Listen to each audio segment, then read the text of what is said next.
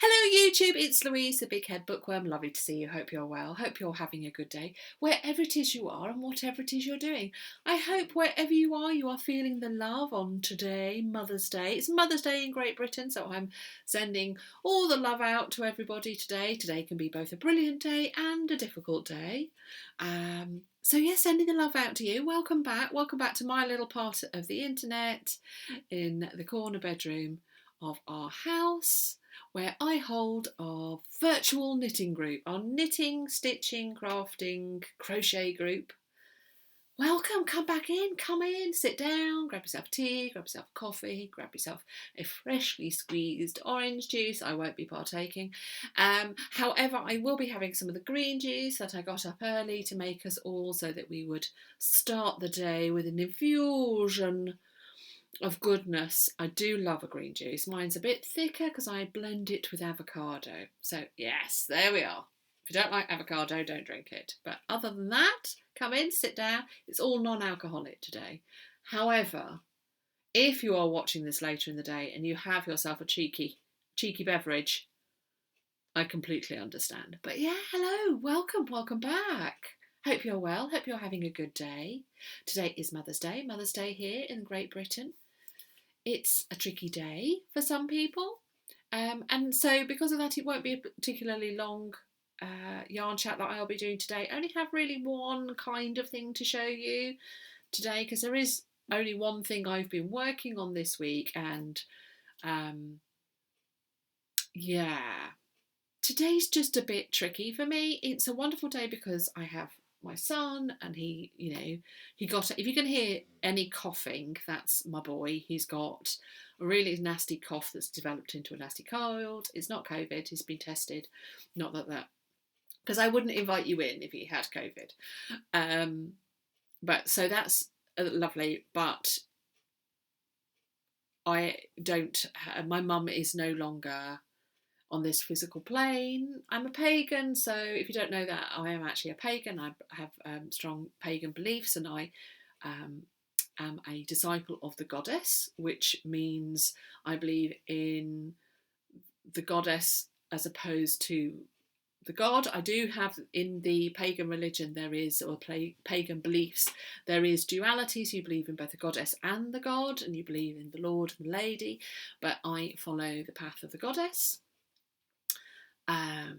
Which I've spoken about in many videos, so this isn't new. I'm actually wearing my goddess earrings today because it's Mother's Day, and I celebrate it in terms of choosing to spend a lot of today considering the goddess and the nature of mother, and the mother energy that we can all bring, male and female. We can all bring that kind of mother energy.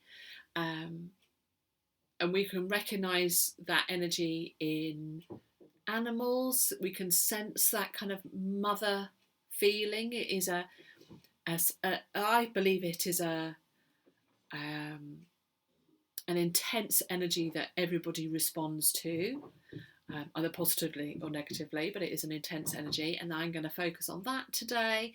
I lost my mum 6 years ago. I was incredibly close to my mum. I lost my dad, 13 years ago now. Yeah, I think it's 13, nearly 14 years ago. And then I lost my mum 6 years ago, so I am without my parents in this physical plane, although they are with me always. There's a picture of them just there. But because I don't have my mum here in the physical plane, I do feel it today. And so I'm going to send out lots of love to those of us who are feeling today in a different way. So there is the joy of having Benedict, my lad, who has got up and he gave me a card, and he's actually bought, well, Dad. I'm actually going to go downstairs after this and then give my husband a big hug, because he's a marvel too.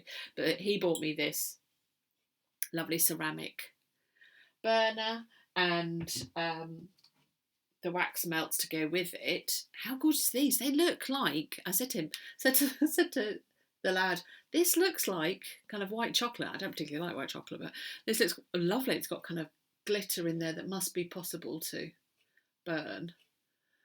Yeah, isn't it lovely? If you could smell it, it is lemongrass and ginger. And my word, just even smelling that little cube that's there. Look at that. You see it? Woo! I love lemon. It's one of my favourite scents and everything. So this should be very fresh. I've got a cat sat up there watching me, so she might not like the scent. But let's just light the candle. It's not a good strong light yet. Come on, bring some energy in. There we go, there's the energy coming up. Can you see that? That little glow of energy. Let's very carefully pop it in the wax burner.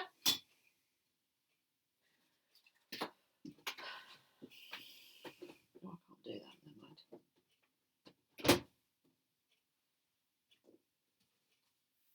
So yeah, so I have that kind of bittersweet, it's a bit of a bittersweet day today. I have the love of Benedict and the care of the husband looking after me. But like so many people today, I have the duality of missing my mum. And it's something that grief is a club that you join unwillingly, and bereavement is something that we live with constantly, and it isn't spoken about enough, really, and it isn't spoken about openly. Not looking for sympathy, it's just one of those things, isn't it? It's here. So yeah, interesting day, sending love out to everybody. But let's talk about the crochet thing that I have been working on this week. So that's what I'm going to talk about. Quick change of energy. Can't smell it yet. So this is it. So there we go. I completed the Merton flower. She says, thinking it's not called that. What's it called? It's a good start. It's a good start, woman. Got my book. Just because you're allowed to use magic now does not mean you have to whip your wands out for everything. I quite agree. Oh, it is the Merton Abbey flower. I was right. Don't doubt yourself, woman. Yes, this is it. So I had finished it up to with the leaves. So I had done the leaves, and then it needed this border. There we go. And it's this lovely kind of 3D. Look at the back. The back's as fascinating as anything. So yes, you put this border on it. So the first one I did, sorry, there's this beautiful larger bird that keeps flying past. If you keep seeing me look out, it's because I can see it. Silhouetted, we've got big cloud out there. It's beautiful, but it's a big cloud. Yeah, the back's fascinating. So we put on this border. So it's parchment and then buttermilk and then pomegranate. Those are the colours that I have. And you crochet this border, the first colour, and then you attach it with the second colour. So you crochet a border in a square in parchment, and I don't know what colour, I can't remember the colours they actually use, and then you attach it with the buttermilk, and then you do a pomegranate one. So it's a frame for the whole thing. It's just lovely. So if this is your first time watching it and you're wondering why it doesn't look exactly like it does in the book or in the pattern which is in Inside Crochet, this is a all year crochet along CAL by Jane Crowfoot in Inside Crochet. This is the 155 issue, and this has the third motif that's been released, this one. So I have completed one of the previous motifs. I'm not going to do the first one the first one because I don't like the style of it. But let me show you. That's the finished one. That's the finish. So I have done that one. and I've done all 4 of those. I'm not doing that one because that's the one I don't like. And then this one, I'm trying to spot it on here. Where is it? Is there? Is that one? So these colours, you can see there, of course they've been digitally affected because it's a picture in a magazine, for heaven's sakes. This uses Stylecraft Life DK, which is 75% acrylic, 25% wool, and Stylecraft Recreate DK, which is 40% wool, 30% acrylic, 30% polyester, all recycled. However, I don't have any of the colours or any of that yarn in the colours required, so I decided to use Stylecraft Special DK because I have lots of that, and I'm using it as a stash buster. I'm trying not to go out and have to buy any. So this is the Merton Abbey flower, and that's my attempt at it. So I have done 4. I've completed all 4, and I've completed the other 4, and let me show you where I am now storing them. I am now storing them on my blocker. So this is my Granny Square blocker, which I got from Etsy about a year ago, I would say, and it is this most beautiful big piece of wood that has all holes drilled in it. It didn't come with any dowels or anything that you could actually use to put it in, so I've ended up using some DPNs, which I need to get something to block it. What size DPNs is this? I can see the size there. What's that? I can't focus. 2.75. Some 2.75 DPNs. So I need something that isn't quite so spiky, because I end up having to put stuff over the top because I don't want anything to happen. I don't think anything would happen, but I kind of end up doing that. But there we go. There it is, displayed on my blocker. And as you can see, I have the previous 4 lodged underneath. There we go. Big fly just flew into the window, or something flew into the window. So there we go. So I have my crochet on the crochet blocker. I just searched up Granny Square blocker, I think, on Etsy, and this was the one that came up. It doesn't, so the pattern at the moment says don't block it. They suggest not blocking it yet, but I thought, okay, I won't block it, but I could at least store them on this, and then they're not going to get too crumpled, if you know what I mean. So I'm not going to be able to store all of them because I'm not, but at least I can store some of them. There we go. That looks really nice, doesn't it? I don't think they are perfect in any way, shape or form. I'm sure there are slight errors through it. The first time I tried to do the foundation chain and first row in the parchment, which is the kind of oatmeal colour, that one. Oh, I had to do it so many times. I got myself quite in a bit of a tiz about it. I just couldn't get it right. So you have to be careful not to twist it. I twisted it. You had to be careful to get exactly the right amount of stitches. I got the wrong amount of stitches twice. So in the end, I fell back into my old way of making blankets.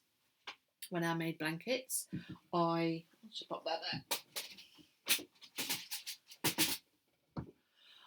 If I had to do a long chain, I cut it up and I put a little light bulb stitch marker. The cat's looking at me like, what are you doing? What are you doing? I put a little light bulb stitch marker, something like that. You see these little light bulb stitch markers? I'll try and show you. There you go. I use those. And I put one of those every, say, if I'm doing 250, I would put one every 50. So I only have to then remember, I only have to kind of count up to 50, put one, count up to 50, put one. And then if somebody stops my counting, or I get interrupted, or something happens, I can only have to go back so far. You know, I don't have to then restart because I can't remember what I'm up to, as does happen.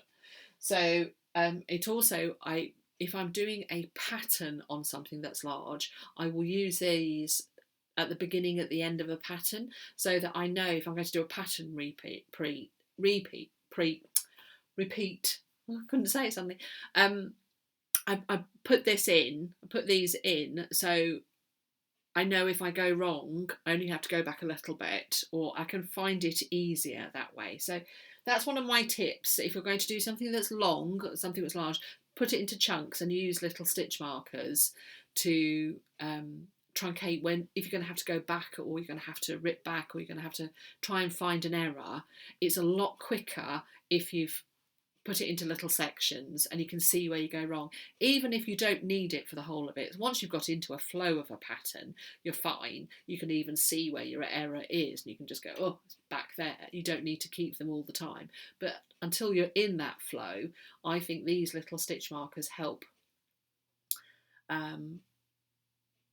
prevent you having to look at a piece of work and think, I have no idea where the error is because I've now gone off count and I don't know where it is. If you're like me and you pick up your knitting or stitching or crochet anywhere, and you might do it when you're talking to people or when you're watching TV, or it's so easy to just make an error.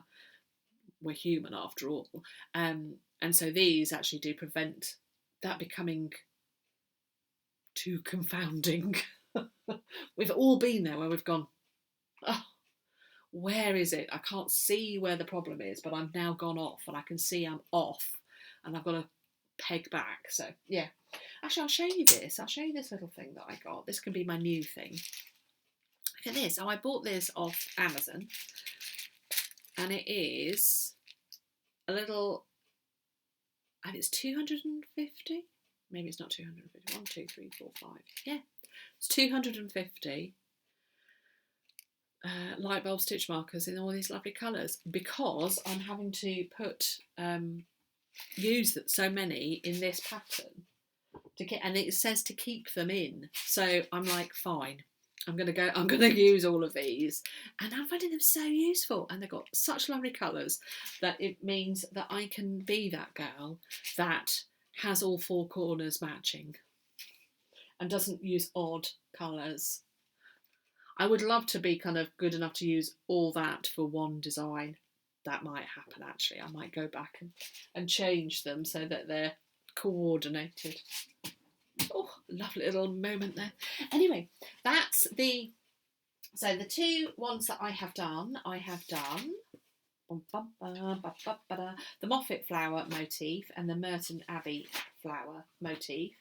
And in the latest copy of Inside Crochet, I don't know if you've seen it, it only came out this week, I'm doing the Tudor Rose. There it is, up there.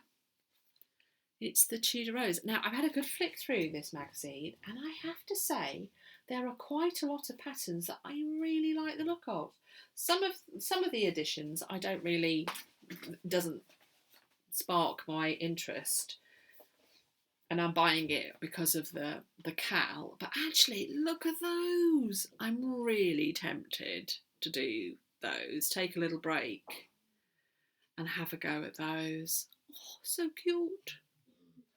So Easter's 2 weeks, 3 weeks away. Let me show you what's the last.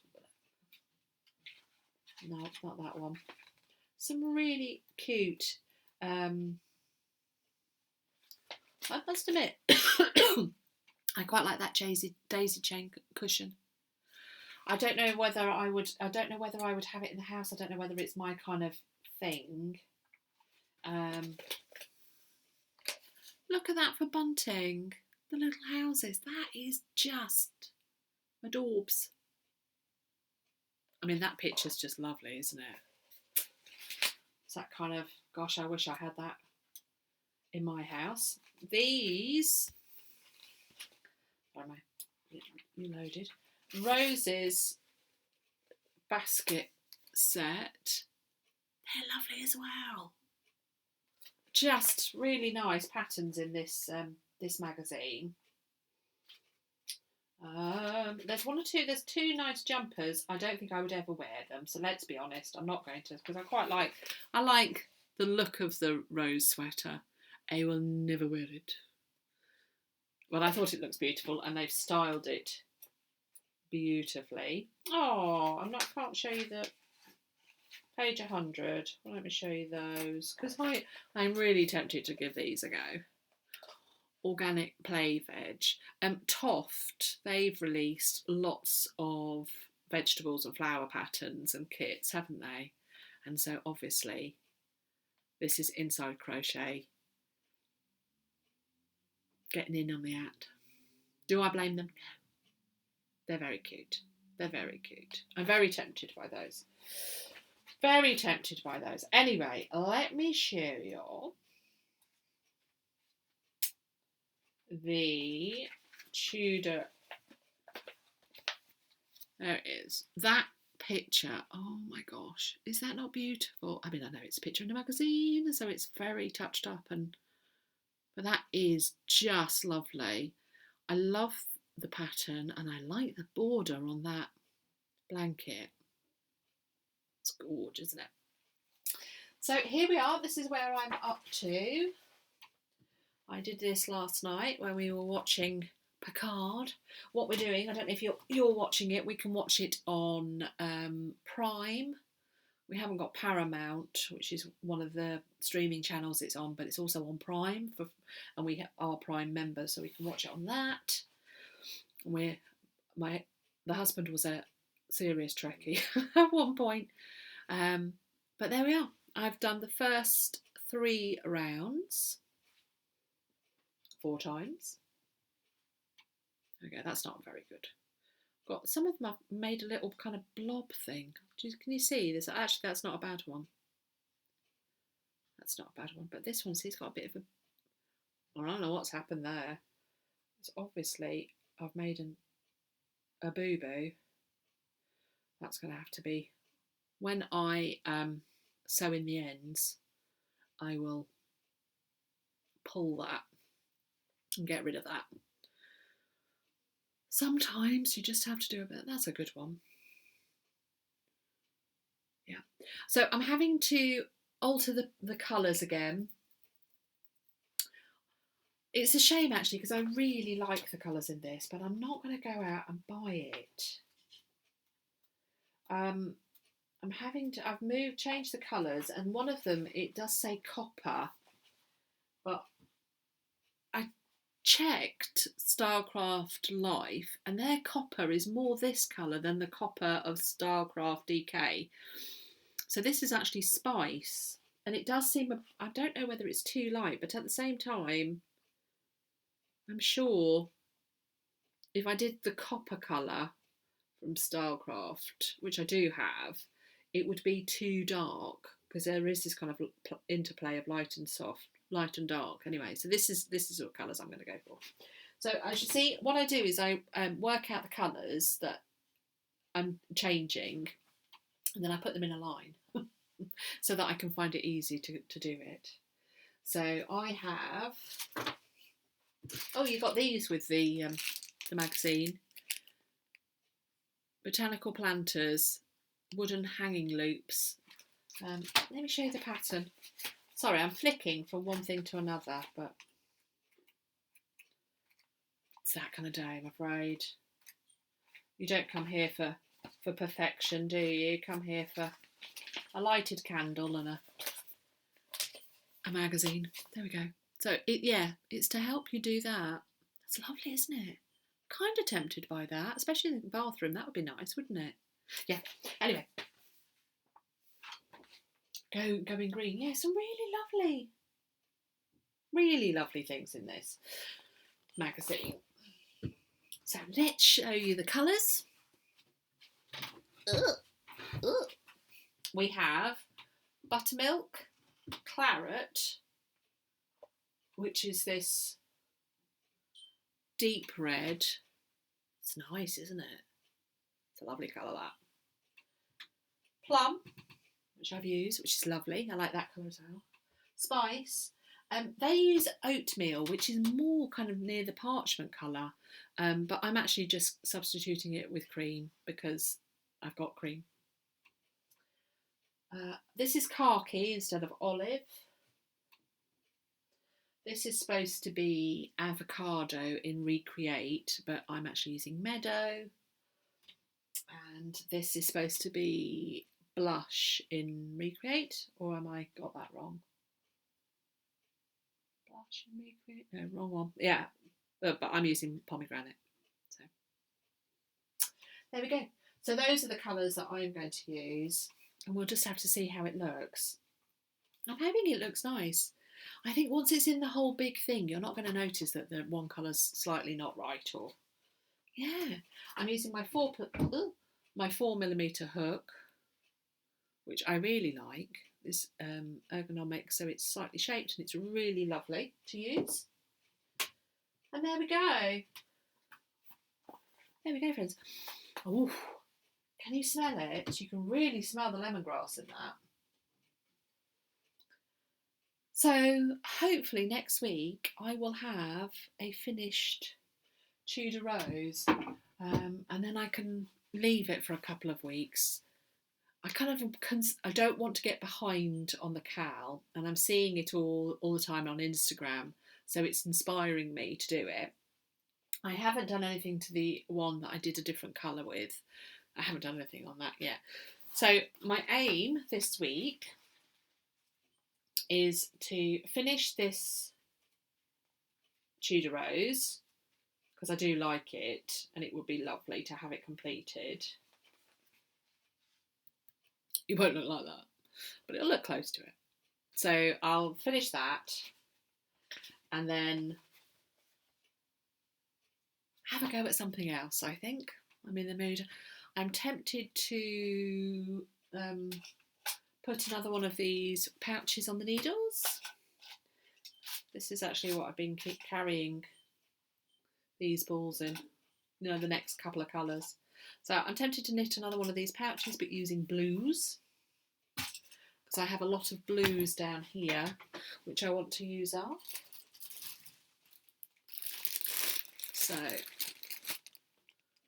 that's a bit shiny, isn't it? Sorry, is there any way I can do that? So yeah, I thought I would just split these balls and use these. And then if that goes well, and I'm very tempted to do it with these kind of